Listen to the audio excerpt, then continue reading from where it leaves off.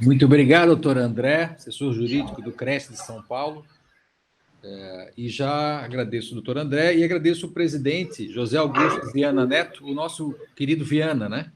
Que administra e toca como presidente do CRES de São Paulo, o maior CRES do Brasil, né?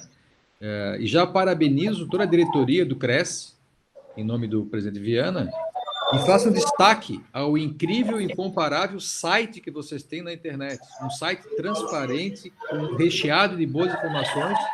Eu passei o sábado e domingo tentando conhecer todo, não consegui. Realmente fantástico. Parabéns, realmente. Isso no dia de hoje é muito importante, né? Ter toda essa clareza, né? Embora ele precise de um cuidado LGPD. Urgente. Mas o site está bacana. Parabéns, doutor Viana, parabéns, doutor André, muito obrigado mesmo. Gente, a gente costuma fazer essas apresentações em alguns lugares do Brasil. Hoje estamos em São Paulo, né? Podemos falar dessa forma, né? E a gente geralmente faz uma auto-apresentação de cada integrante para entender o que está fazendo aqui hoje, né? Em seguida, a gente começa a fazer um bate-papo, perguntas, que vai esclarecer alguma coisa, né? Eu digo alguma coisa porque é um tema super novo, né? Não está nem valendo no Brasil ainda. Isso aqui é um grupo de pessoas que se interessou em estudar o assunto, né? Estamos juntos estudando o assunto e discutindo o assunto no Brasil e com interlocução também em Lisboa, mais especificamente, com a GDPR, para entender um pouco. A GDPR é a LGPD da Europa, né? Saiu lá primeiro e veio para cá depois no Brasil. Então a gente está fazendo essa interlocução para entender o que está acontecendo, né? E um pouco que imaginar o que os juízes vão olhar quando forem aplicar essa lei. Isso é muito importante a gente entender isso, a gente imaginar o que pode acontecer. A gente vai fazer essa conversa aqui para entender um pouco qual o rumo disso tudo, os perigos e os cuidados que a gente deveria tomar. Vou passar a palavra para a Luísa se apresentar e dar o contexto da história, depois a Débora, o Fábio e o Lúcio. Luísa, fica à vontade. Boa noite a todos, né? Como o doutor Murilo falou, a gente agradece imensamente o convite do Cresci de São Paulo para fazer essa apresentação. Eu sou advogada há mais de 10 anos, sou especialista na área do direito empresarial, então eu ajudo empresas e pessoas na resolução de conflitos, e o nosso objetivo hoje é levar, né, para as imobiliárias, para os corretores de imóveis, o conhecimento da lei, a importância e como vocês devem, a partir de hoje, né, não deixar para amanhã, começar a se enquadrar na Lei Geral de Proteção de Dados. Então, isso vai ser um pouquinho do que a gente vai tentar mostrar aqui para vocês hoje. Débora? Boa noite, queria agradecer a oportunidade. Meu nome é Débora, eu sou advogada, atuo agora preferencialmente estudando a Lei Geral de Proteção de Dados e já atuando em algumas situações pertinentes a ela.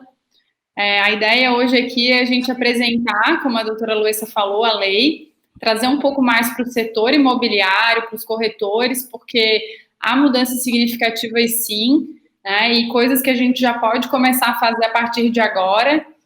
A gente vive num país em que há uma judicialização grande, então qualquer prevenção a partir de agora ela é super importante. Espero que contribua e a gente está aberto também para receber as perguntas e responder às dúvidas que forem mais pertinentes ao assunto. Obrigado, Débora. Fábio? Sou o Fábio, eu integro essa equipe multidisciplinar, represento a MSI Tecnologia, e vocês vão reparar que a LGPD ela precisa realmente desses dois focos, o jurídico e da tecnologia. Eles operam de forma harmônica, né, para cumprir o objetivo da proteção de dados. Será uma conversa, a gente vai tentar levar de maneira bem simples de entender, né, para que qualquer público consiga observar as dicas e sugestões e atenda à expectativa do curso. Lúcio. Boa noite, meu nome é Lúcio Flávio da Cruz, eu sou diretor técnico da MSI Tecnologia e diretor de tecnologia da AENFO e CDL de São José, atuando há aproximados 20 anos na área de TI e com muita afinidade com as questões da segurança da informação. Então, no dia de hoje, eu espero complementar um pouco do que vocês debaterem com o que a segurança pode ajudar nesses processos. Obrigado, Lúcio. Meu nome é Murilo Gouveia do Jeito, eu sou advogado, atuo na área empresarial já há 29 anos. E aí, assim, você pode chamar de coincidência, né? que não existe isso na vida, né?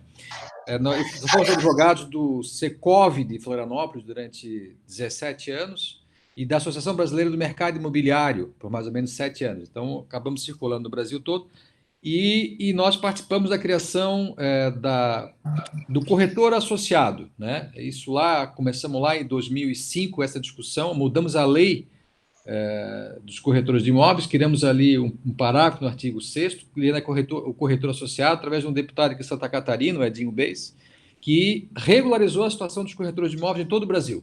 Então, tem uma proximidade, um carinho especial com o corretor de imóveis, que é uma categoria tão importante e que cuida de grande parte do PIB do Brasil de hoje. Então, é muito importante ele estar preparado para o que vai acontecer amanhã, né? Débora, qual é o objetivo da LGPD e quando suas regras começam a valer de verdade? Então, vamos lá.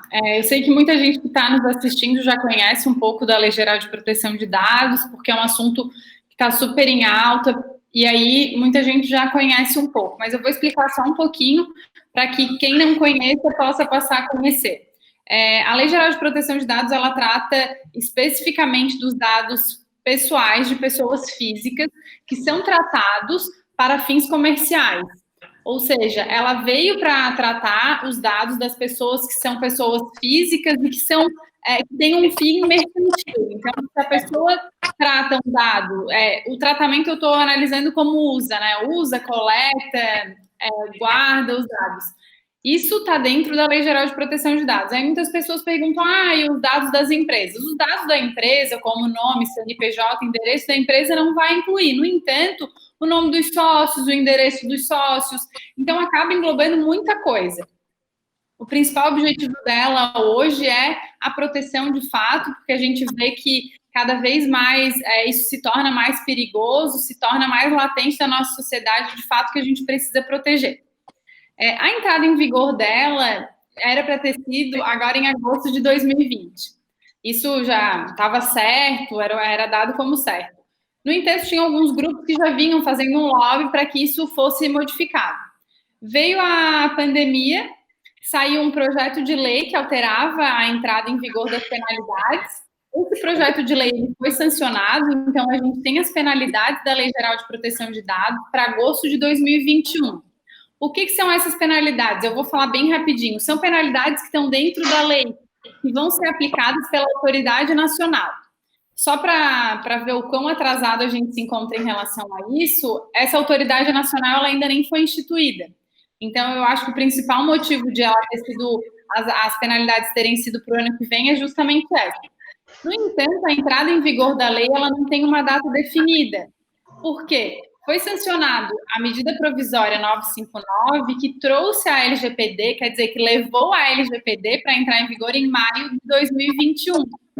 No entanto, ainda não decorreu o prazo de toda a burocracia de uma medida provisória requer, e aí, nesse caso, a gente tem até meados de agosto para que seja, de fato, confirmada a entrada em vigor somente para maio do ano que vem, ou ainda para agosto desse ano. Só vale lembrar uma coisa, a medida provisória, ela tem um prazo que ela precisa vigorar dentro desse prazo e precisa cumprir os trâmites. Passado o prazo dessa votação pelo Senado e pela Câmara, simplesmente ela deixa de existir. Então, o texto dela não existe mais. Aí, nesse caso, não existe mais o texto, a gente entra em vigor ainda em agosto desse ano.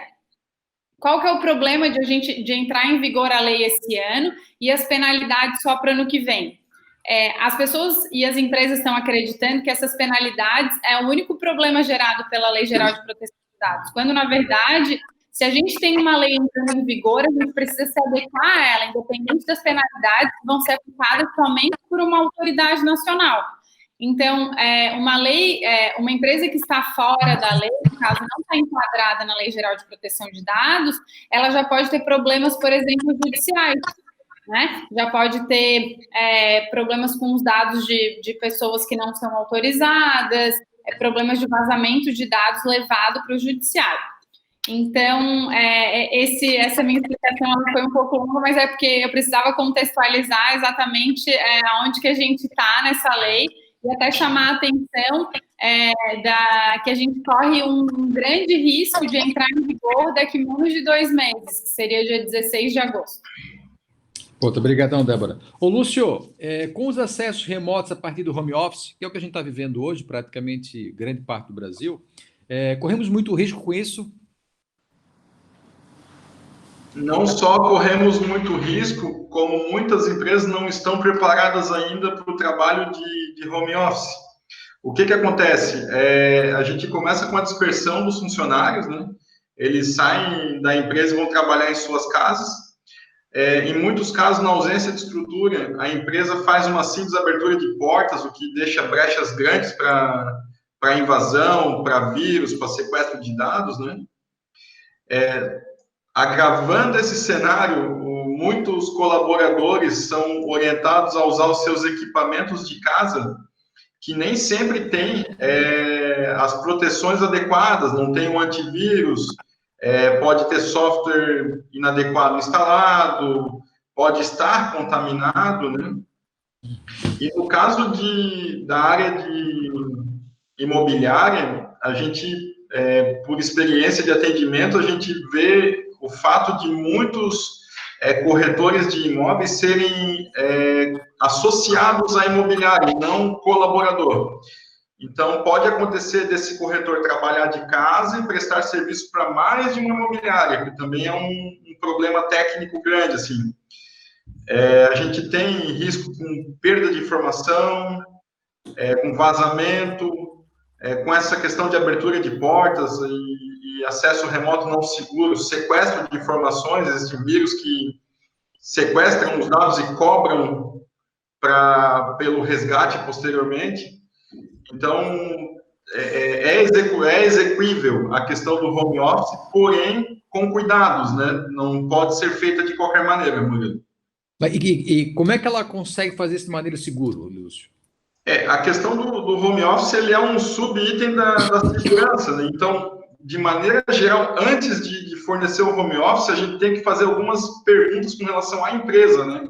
Por exemplo, se a gente tem uma conduta mínima com relação à segurança, se a gente tem um firewall que monitore uma invasão, se a gente tem como conter um ataque, se nós temos, por exemplo, uma conduta que permita isolar um ataque, que permita ter um procedimento para tratar um incidente de segurança caso ele aconteça, porque 100% de proteção é um índice muito difícil de se alcançar, né? Então, com isso, a gente sugere que, antes de fornecer o home office, a empresa tenha medidas mínimas de segurança. Por exemplo, um firewall que proteja a rede, um IDS que permita ele ter comportamentos de ataque, tratar comportamentos de ataque, um antivírus corporativo, um DPM, que é um software de sistema de proteção de dados, e o pior dos cenários, que é o mau uso, é uma política de segurança da informação, para que a gente possa cuidar com relação a esse uso dos recursos, né? Uhum. E aí, depois disso, eu posso chegar na questão do home office, que deveria levar em consideração o uso de equipamentos pessoais, em inglês tem um termo chamado BIOD para isso, somado a uma política de teletrabalho. Então, duas políticas onde defina-se claramente o que pode ser feito, o que tem instalado no equipamento, como se comportar, como acessar, que a conexão junto à empresa seja feita com criptografia, com algum recurso técnico que criptografe essas informações, e tenha também um antivírus corporativo para que o computador que vai fazer esse acesso remoto tenha um mínimo de proteção ao acessar a empresa, né? Caso a empresa trabalhe num ambiente muito, muito, muito disperso, a gente sugere que pelo menos a nuvem da empresa seja corporativa. Não tem um servidor que centralize, mas todos os dados em nuvens, que ela não seja uma nuvem pessoal, que ela seja uma nuvem corporativa, que tenha recursos de segurança, classificação de informação, permissão de acesso, quem pode acessar qual informação. Isso restringe um pouco os riscos que nós temos, né? Eu posso continuar falando, Murilo, mas assim, são requisitos básicos ali para a gente ter o... Sim. E nós estamos dando aqui uma amostragem, de maneira geral, tanto para os corretores de imóveis, como para as imobiliárias, onde elas devem começar a mudar a cultura, né? A gente tem conversado, doutor André, que a gente deveria tratar a informação como dinheiro. Até porque hoje as 7 empresas de maior valor do mundo não têm patrimônio estrutural, têm informações, né? Então, a gente pode tratar informações como dinheiro, tanto no cuidado dela, como no caminhar dela dentro da empresa. Vocês vão ver em seguida sobre a carta do terror aqui, que todo mundo vai receber. E uma coisa que nós percebemos, doutor André, assim, todo mundo vai errar. A nossa preocupação é fazer com que as pessoas errem menos, aprendam rápido, mudem de cultura rápido, né? E eu vou botar agora um fogo aqui nessa palha, vou chamar a Luessa. A Luessa é advogada e está especializando, né? A gente está todo mundo especializando no Brasil, né? De alguma maneira. E os assuntos são diversos, né? E como a Débora já falou, não é porque não tem penalidade da lei, se tiver a lei, que não tem danos morais, materiais e os processos andando. E quando tem processo, doutor André, nós precisamos ter defesa dos processos. É aí que a gente entra, se preocupando e deixando as pessoas preocupadas com isso, né? Mudar essa cultura. Então, a partir de quando as empresas devem começar a implementar as adequações necessárias à LGPD, Luiz?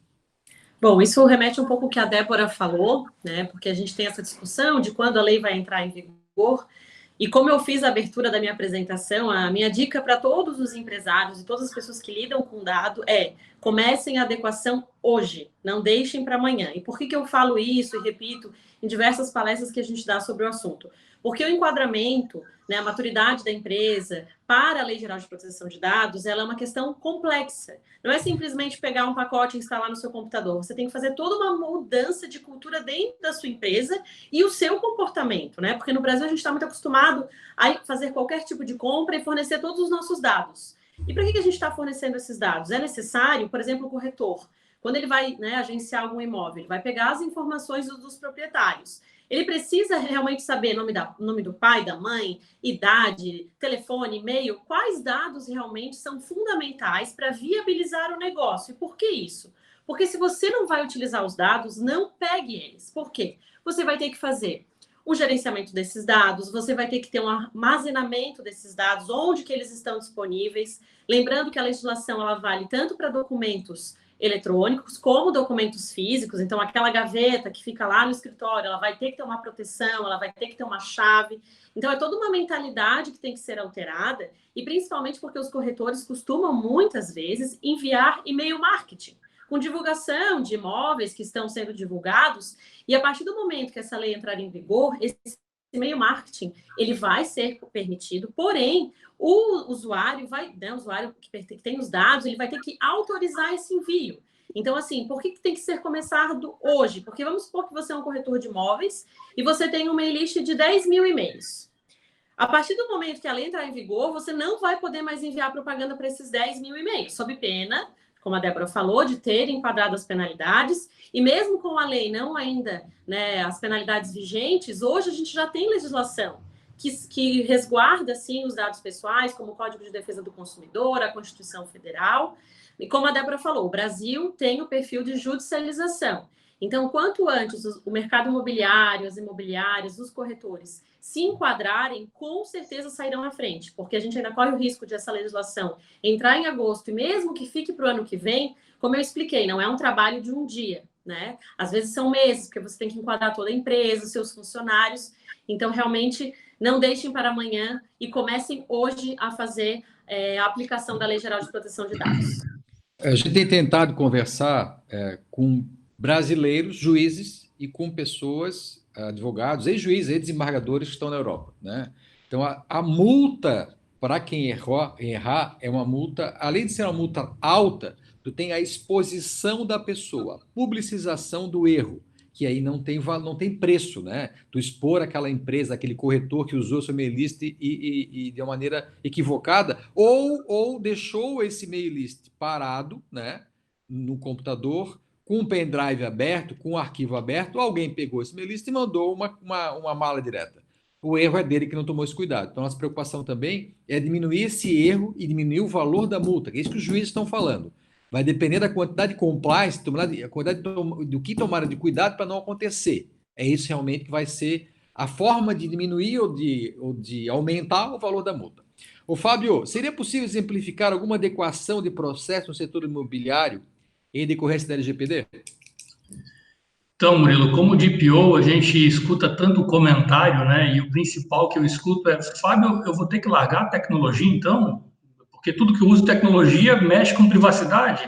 Eu preciso largar a tecnologia? Daí a resposta para vocês é não. Eu só tenho que usá-la com cuidado, usá-la respeitando normas, né? E um exemplo simples, talvez até contextualizou de uma maneira agradável: o corretor de imóveis na rua, ele coleta documentos num aluguel ou numa venda, né? Ele vai coletar documentos e de que maneira ele passa para a imobiliária, será?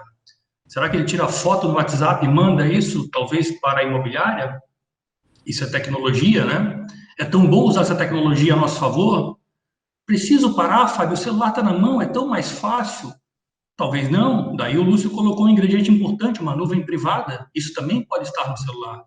Vejam que para toda situação de tecnologia, eu consigo usar de maneira regrada e protegendo a privacidade. Então, nesse simples exemplo que eu dei, a gente tem a imobiliária ali como um controlador do dado, porque sim, ela é responsável por essa informação, e temos o corretor, que está pegando essa informação, está coletando, está trazendo, né? Só que se ele trouxer essa informação e deixar no celular dele, o que vai acontecer?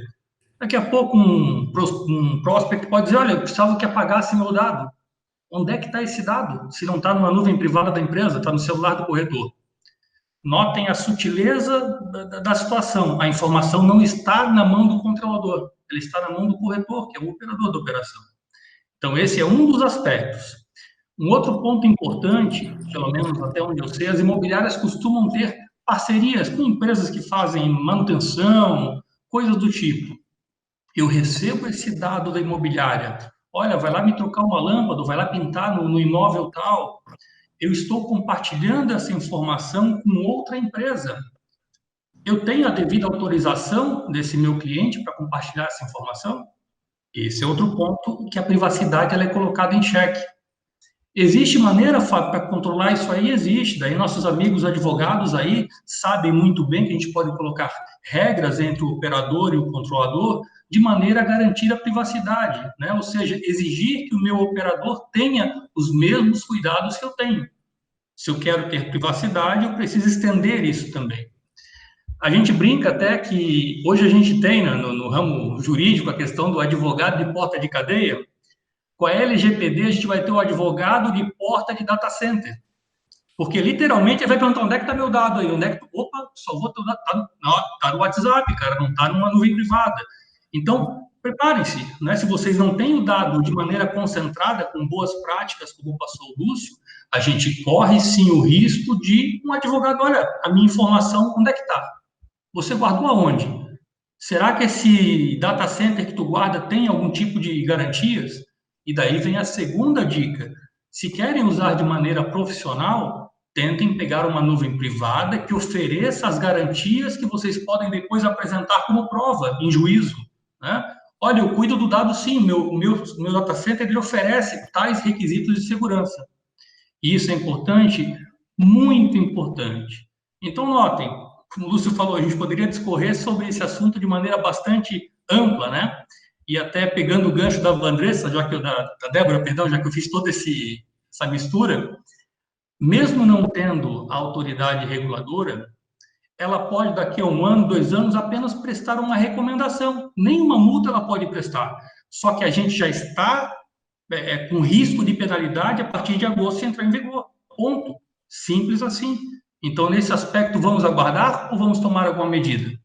Eu voto, Murilo, como DPO, por tomar medidas imediatas.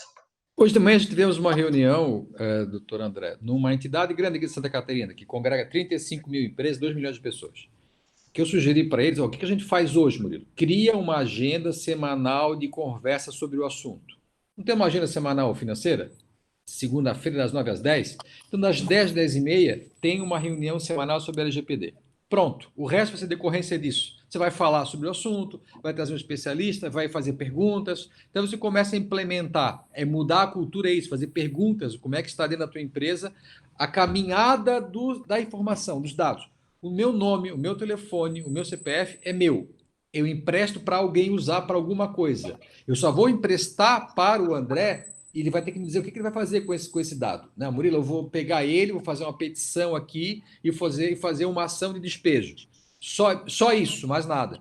Não posso depois mandar para o meu financeiro, sim, para cobrar, porque ele é legítimo para isso. Mas não posso emprestar para minha irmã te mandar uma propaganda de arquitetura de um prédio que ela está fazendo? Não pode, eu não te deixei fazer isso.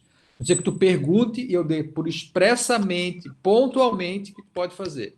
Então, da tua lista, André, que tu tem aí 10 mil pessoas para visitar e oferecer imóvel para alugar e para vender, tu tem que perguntar para essas 10 mil, através de eletronicamente, obviamente, se tu podes usar esse e-mail dela para A, B, C, D. F, não. Então, são números, não é exemplificativos, é taxativos. Eu tenho que fazer essa pergunta e criar essa nova cultura nas pessoas das empresas. Porque até mesmo nas empresas, quem tem o contato, quem vai errar é o ser humano. É o corretor, é a secretária, é o pessoal do RH. Quem vai errar, a pessoa jurídica não erra, né? Então, quem vai errar é uma pessoa física. Por isso que é importante mudar um pouco o comportamento. Ô, Débora, por que a LGPD é importante para o setor imobiliário? Então, eu acho que cada um já falou um pouquinho aqui das particularidades que envolvem esse setor. O Fábio puxou num assunto importante, que é a questão do momento que por exemplo, né, no momento que é solicitado o dado para determinado cliente, aquele dado ele tem que ter uma finalidade, ela precisa ser respeitada. Eu não posso pegar o dado do cliente e utilizar para uma outra função. Então, vamos dar um exemplo. Normalmente, isso acontece bastante, eu até já presenciei situações como essa. O corretor, ele finaliza a venda de um apartamento, finaliza a venda de um imóvel, e uma semana depois tem algumas empresas de imóveis planejados entrando em contato para saber do apartamento, para dizer que já tem um apartamento decorado, enfim. Isso é uma situação, bem como o doutor Murilo mencionou, a gente passa o mailing daquele corretor para uma outra empresa. E a partir daí, na verdade, o que aconteceu? O corretor tinha os dados de maneira com base legal fundamentada, que é a execução do contrato. No entanto, ele passa esse dado sem autorização. Mas aí muitas pessoas perguntam, sim, mas eu não vou mais poder fazer isso, eu não posso então mais fazer indicação. Muitas pessoas que compram um imóvel, elas querem a indicação de outros prestadores de serviço. E aí, para isso, o corretor, a imobiliária, tem que ficar atento de pedir um consentimento para que isso possa ser feito. De maneira nenhuma, a ideia da Lei Geral de Proteção de Dados, porque muitas pessoas olham com maus olhos em relação a ela, mas, na verdade, ela veio até para nivelar o mercado. Porque se eu estou dentro de uma imobiliária que ela tem esse serviço, tem esse cuidado, essa atenção com os meus dados, eu acho que ela ganha muito mais com o cliente do que qualquer outra coisa. Então, eu acho que a preocupação maior em relação a esse mercado é justamente essa, é a utilização dos dados com a sua finalidade. Utilizar se realmente o dado foi solicitado para aquela finalidade, que ele seja de fato confirmado. E sempre, um dos principais princípios que a gente tem dentro da Lei Geral de Proteção de Dados é a transparência. Então, sempre sendo muito claro com o cliente, explicando por que o dado vai ser utilizado, para quê, por quanto tempo ele vai ficar armazenado. São informações mínimas, mas que cada vez mais as pessoas vão tá atentas e vão dar mais valor a isso. Fantástico. Ô, Luessa, vamos tentar explicar um pouco melhor, né, sobre mail list, né? Eu quero enviar promoções, divulgação de imóveis. Posso continuar fazendo isso? Até já uma pergunta que vai surgir com certeza, né? Porque esse é o grande foco, né? Não é a falta de fazer propaganda, é aquela direcionada que tem que tomar algum cuidado. Então, o que eu faço com relação a isso, Luessa? Como a Débora falou, né? Existe a base legal da Lei Geral de Proteção de Dados. Por exemplo, o advogado pega os dados do cliente para fazer o processo. O corretor de imóveis pega os dados para poder vender o imóvel, certo? Isso é um enquadramento legal. Contudo, a partir do momento que o corretor ele extrapola essa base legal, ele precisa de um consentimento prévio do usuário para poder fazer a utilização de envio de promoção, como a Débora falou, eu vou enviar para uma empresa de imóveis. Então, assim, só que isso tem que ser expressamente, não pode ser simplesmente você deseja receber esse e-mail, você deseja receber promoções. Não pode ser genérico, ele tem que ser bem específico. E por isso, volto à primeira questão que eu falei. Comece a fazer isso hoje. Porque você imagina você ter uma base de dados gigantesca, a legislação entrar em vigor e você não poder mais utilizá-la.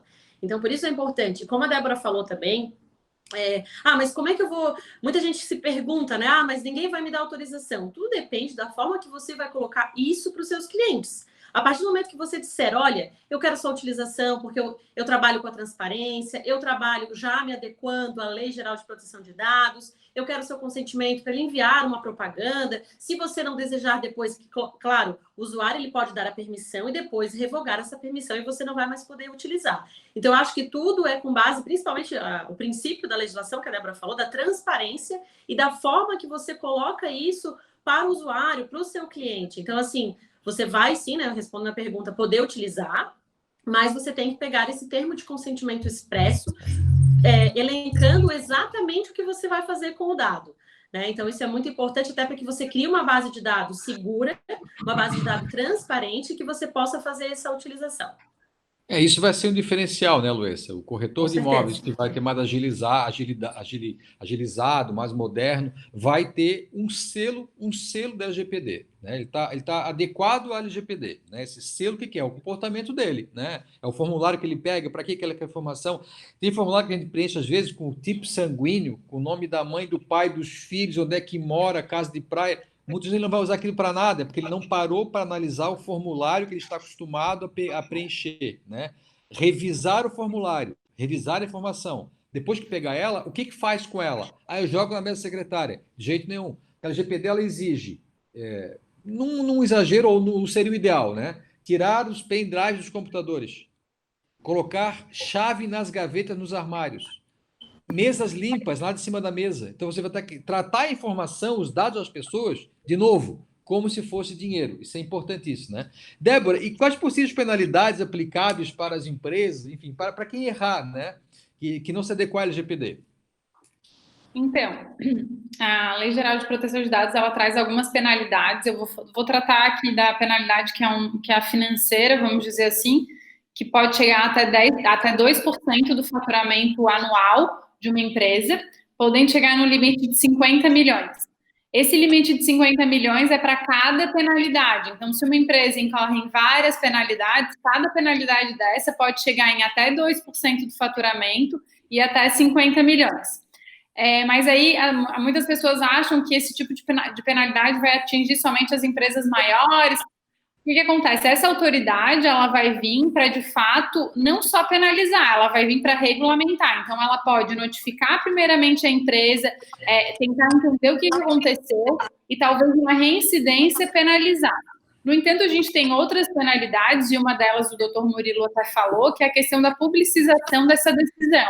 Então, acontece um vazamento de dados ou acontece uma utilização indevida dos dados, não necessariamente vai ser penalizado de forma financeira, mas a gente pode ter a publicização disso que torna muito pior para a empresa, né? E conforme eu já mencionei também, as empresas podem achar que, como muita coisa no nosso país não acontece, essa autoridade não vai ter braço para atender todo mundo, como que vai fazer? Acontece que a gente tem o setor jurídico aí para atender essas demandas de um eventual titular que possa fazer o requerimento do dado. Só para exemplificar, dentro da lei ela traz uma situação que ela pode, por exemplo, eu vou utilizar a MSI como exemplo. Eu como cliente, solicitar os meus dados à MSI e ela vai ter um prazo para me devolver a informação referente aos meus dados, aonde que eles estão armazenados, por quanto tempo eles ainda vão ficar, ou até mesmo eu requerendo a anulação desses dados. E aí eu não cumprindo com isso, tanto a autoridade nacional pode me punir, mas eu também posso ir direto no judiciário. Então, quer dizer, uma empresa que tenha um médio grande porte, qualquer ação de 50, 100 mil reais, ela já significa muito, né? E há uma discussão bem grande, né, entre os advogados que estão estudando a Lei Geral de Proteção de Dados, é a questão do dano moral, sendo que ele pode ser considerado in re ipsa ou não. Ou seja, ele precisa de provas ou não. Ou seja, a gente precisa ficar bastante atento, porque o vazamento de dados por si só, muitos juízes já entendem como um dano moral in ipsa. E é uma exposição, e a gente não fica limitado só ao prejudicado, né? Os ministérios públicos, com certeza, os MPs vão ocupar um espaço na defesa da legislação, né? Advogados em quantidade vão procurar aí, que é uma nova onda para os advogados ganhar dinheiro honorários, né? Defendendo o prejudicado, né? Então, o advogado vai ter lá, sei lá, 200 CPFs que ele vai defender. São 200 CPF que ele vai notificar a Casa Bahia, Magazine Luiza, enfim, todo mundo no Brasil que manda e-mail para um lado e para o outro sem permissão, né? E provavelmente associações que são criadas, associações de defesa do consumidor serão mobilizadas. Então, esse direito da LGPD vai ser pior que o direito ambiental. Todo mundo vai dar opinião e todo mundo vai errar, com uma folhinha ou uma árvore. Quanto menos errar, menos vai ser teu prejuízo. Luísa, o que não pode faltar numa empresa e por onde começar uma adequação, né, dentro de corretoras de imóveis, empresas imobiliárias? A primeira coisa que a empresa tem que fazer, a empresa imobiliária, a construtora, é um levantamento dos dados que ela tem dentro da empresa dela. Lembrando que, como eu falei, para quem entrou depois, tanto os dados que estão físicos quanto os virtuais, né? Porque a gente sabe que ainda tem muita empresa que utiliza papel, tem arquivo, então esses dados eles também estão protegidos. Então, a primeira coisa é fazer esse levantamento. Depois, junto com a equipe de trabalho, definir quais são os dados necessários para a execução do trabalho. Como o Murilo falou, eu preciso saber o tipo sanguíneo para fazer um contrato de compra e venda? Não preciso. Então, muda a sua ficha, muda o que você vai pedir para o seu cliente, justamente para você não ter dados, principalmente esses dados de sanguíneos, que a gente chama na Lei Geral de Proteção de Dados, que são dados sensíveis, né? Dados de saúde, dados que identificam realmente a pessoa de uma forma mais sensível. E passada essa fase, claro, como o Murilo também comentou, a gente tem que começar a fazer reuniões dentro das empresas, apresentar a Lei Geral de Proteção de Dados para todo mundo. Eu vi até que tem pessoas já comentando ali, depois a gente vai responder. Mas a construtora não me falou, eu não estou sabendo. Bom, todo mundo tem que saber, até porque a gente não pode dizer que a gente desconhece a legislação, né? Isso é um caso que a gente usa no meio jurídico, que ninguém pode dizer que desconhece. Então, você tem que fazer isso até porque são diversos os documentos necessários para fazer o enquadramento. É o termo de uso, é a política de privacidade, é o código de conduta das empresas, cada colaborador, cada funcionário. A empresa precisa tomar cuidado a partir de agora. Com quem que ela vai fazer parcerias, como o Fábio comentou? Porque a partir do momento que você pega um dado de um cliente, você repassa, vamos supor, para a sua contabilidade, e a sua contabilidade vaza aquele dado, você tem também responsabilidade subsidiária.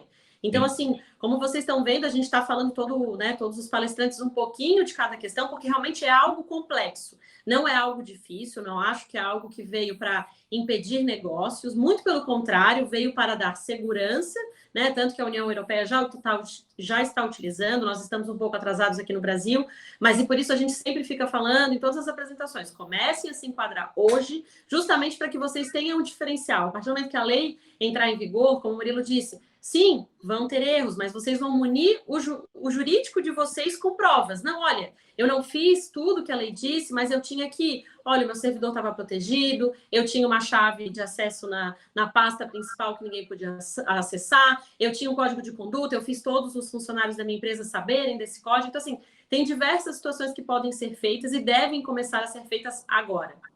Uma coisa que me preocupa muito, André, e é importante a gente falar sobre isso, né? Tem isso na agenda, não é mensal, é semanal, né? E falar principalmente, não só, mas com advogados e o pessoal da tecnologia.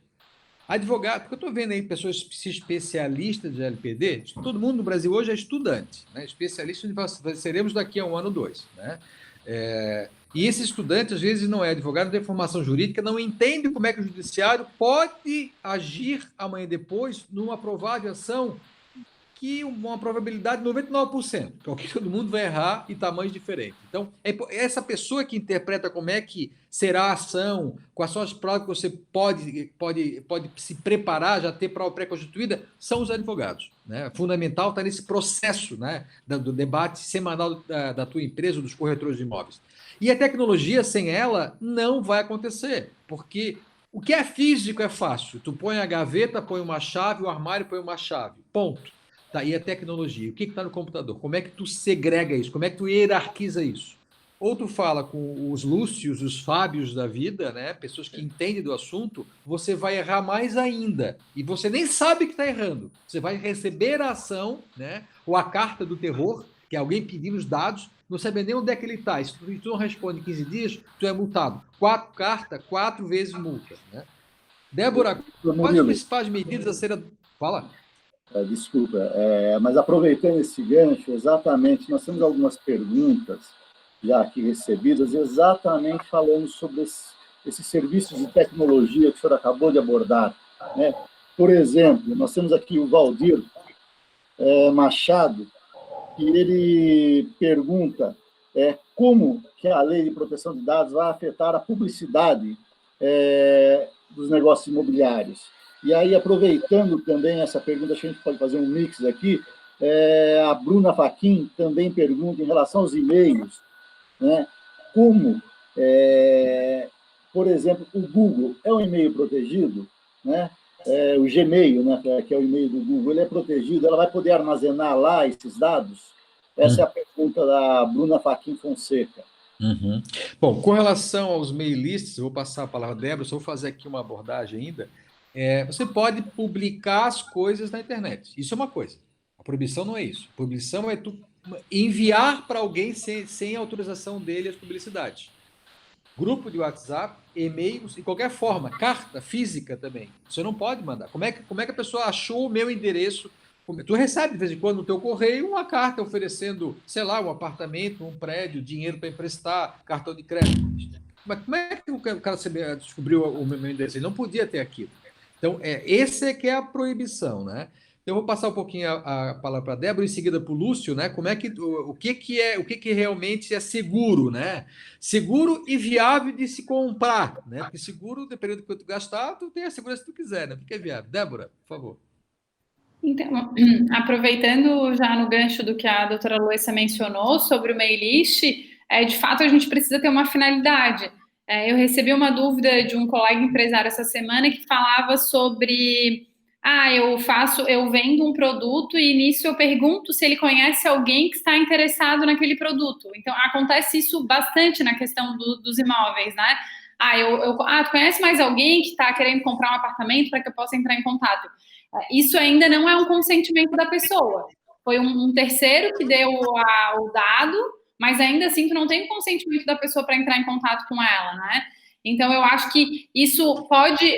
muitos corretores imobiliários podem ver isso como um empecilho de venda. No entanto, eu acho que vai ser uma reinvenção do mercado para de que forma vocês vão poder chegar no seu cliente, através de nichos, agora cada vez mais na questão da internet, como o doutor Murilo mencionou, mas diretamente com os dados pessoais daquela pessoa, sem que ela tenha autorizado para tal finalidade, aí, de fato, isso não pode mais acontecer. Quanto à segurança do e-mail, Gmail, aí eu vou passar para o Lúcio, que, de fato, na parte jurídica eu não consigo corroborar. Fala, Lúcio. Olha, se eu puder apenas fazer acrescentar alguma coisa para o Lúcio, então, aqui, em relação ao Gmail, né, é uma questão. E a outra é uma pergunta do Wilton, que eu aproveito aqui esse gancho. Ele pergunta quais os cuidados que ele deve tomar com a contratação dos serviços de marketplace imobiliário, né? Ok. Iniciando pela questão do Gmail, é uma ferramenta que trabalha com protocolos de segurança, com criptografia e tudo mais. Porém, ela tem versões. Então, ela tem versão gratuita, que oferece determinados recursos, ela tem versão paga para a pessoa física com um acréscimo de recursos e tem a versão corporativa. Na versão corporativa, existem uma série de medidas de segurança que não estão contempladas nas demais. Eu não sei exatamente qual é o cenário da solicitação da pergunta ali, mas carece de uma avaliação. Todas elas têm segurança, porém em diferentes níveis na aplicação do Gmail. Fábio. Complementando o que o Lúcio falou, agora mais pegando o viés da privacidade, eu acrescentaria para a pessoa que perguntou o seguinte detalhe. Você, quando usa uma conta do Gmail e essa conta é gratuita, automaticamente a gestão dessa conta já não é da empresa, né? É do usuário. Agora, complementando o que o Lúcio falou, quando a gente tem um plano pago, a empresa pode se dar ao direito, né, de ter a gestão de todos esses e-mails. Então, a segurança está nisso, em ser o controlador de fato. Né? Se eu uso uma conta gratuita, eu não sou o controlador, eu não tenho esse poder sobre a informação que transita. E isso é um grande perigo, grande mesmo. Fábio, fala rapidinho qual a função do DPO. Se tu és um DPO, o pessoal entender que isso vai virar lugar comum daqui a pouco. Sim. Pois então, as empresas em geral, elas têm uma noção de privacidade. Quando a gente fala de privacidade, em relação aos dados mesmo, né? O DPO ele vai prestar orientação nesse sentido. Boas práticas, indicar o caminho das pedras, como fazer e ainda ser a ponte para a autoridade. Ou seja, a autoridade consulta o DPO para que ele possa verificar na empresa se teve realmente alguma falha, né? Ele fica como ponte. A autoridade não vai direto na empresa. Mas, realmente, a função principal é de orientação. É ser um orientador para que a privacidade seja protegida. Tá. André, o que a gente está fazendo aqui hoje é um pupurri, né? Uma miscelânea de pequenas informações, porque esse assunto realmente se desdobra em tantos detalhes em cada área dessa, a jurídica e a tecnológica, especialmente para as imobiliárias, que ficaríamos muito tempo discutindo concretos. Então, né, um resumo, né, que a gente sempre tem de LGPD na tua empresa, no lugar onde tu trabalha, né? Eu sou o corretor associado da imobiliária João das Couves. Cara, pede para o proprietário montar lá um comitê e faça reunião semanal para conversar sobre o assunto, né? E você vai começar a se familiarizar e mudar os formulários, mudar a forma quando você trata, quando chegar um e-mail, quando chegar um documento, onde é que ele vai. Trata a informação, o dado, o meu nome, meu telefone, meu e-mail, trata isso como se fosse dinheiro. Dinheiro, tu sabe onde entrou, onde é que está, quem pegou a mão e quando saiu. Não, todo mundo tem esse cuidado com o dinheiro. A informação hoje, esses dados, hoje é dinheiro. Então, se tratar, isso realmente vai fazer muita diferença.